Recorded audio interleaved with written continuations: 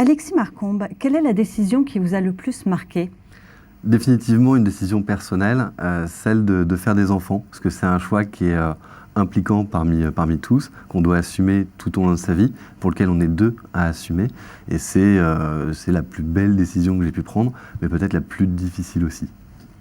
Et quelle est la décision qui a été la plus difficile à prendre? Le management, ça consiste à fixer des caps, prendre des décisions et les appliquer. Le résultat d'une entreprise, c'est avant tout celui de ses hommes, des hommes qui la composent. Et donc à ce titre, la décision la plus difficile, c'est celle de se séparer de quelqu'un.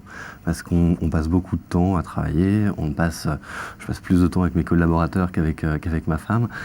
Et donc c'est vrai que le plus difficile, c'est de devoir dire à quelqu'un avec qui on travaille depuis longtemps qu'on va se séparer de lui. Ça peut être la bonne décision, mais c'est une décision qui est lourde et difficile à annoncer. Alors pour vous, c'est quoi une bonne décision? Une bonne décision, elle doit être mûrement réfléchie. C'est-à-dire que ça revient à faire un calcul entre coût et opportunité d'une certaine manière. Et il faut trouver le bon curseur pour prendre la bonne décision. Une fois la décision prise, il faut se tenir à la mettre en œuvre et à l'appliquer. Quel est le trait de caractère qui vous aide dans la prise de décision? Alors, comme vous avez pu voir, je suis quelqu'un de réfléchi, ce que je viens de vous expliquer. Pour autant, le trait de caractère qui m'aide le plus, c'est ce que je pourrais appeler l'intuition raisonnée.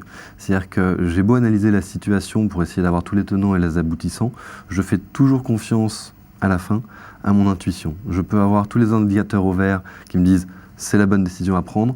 Si je ne le sens pas, je m'abstiens et je repars sur ma phase d'analyse. Sinon, de quelle grande décision auriez-vous aimé être à l'origine? J'aurais adoré être Robert Schuman en 1951 avec le traité de Paris, quand il a fondé la CECA, qui était vraiment l'acte fondateur pour moi de la communauté européenne.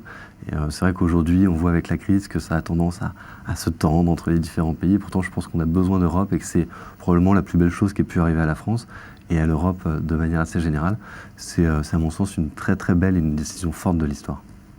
Et pour finir, dans quel petit plaisir puisez-vous l'énergie pour décider? Je la puise dans la mer, de manière générale, et plus particulièrement sous la mer, puisque je suis un passionné de plongée sous-marine. Et c'est vrai que j'adore être sous l'eau. On est tranquille, au calme, ça va de soi. Et on est obligé d'être absolument focus sur ce qu'on est en train de faire, parce que c'est une activité qui peut être à risque si on est mal préparé. Donc c'est important de se concentrer sur ce qu'on fait. Et on assiste à des paysages, des choses qui sont absolument merveilleuses et qu'on n'imagine pas tant qu'on n'a pas mis la tête sous l'eau. Alexis Marcombe, définitivement Decision Makers, merci. Merci.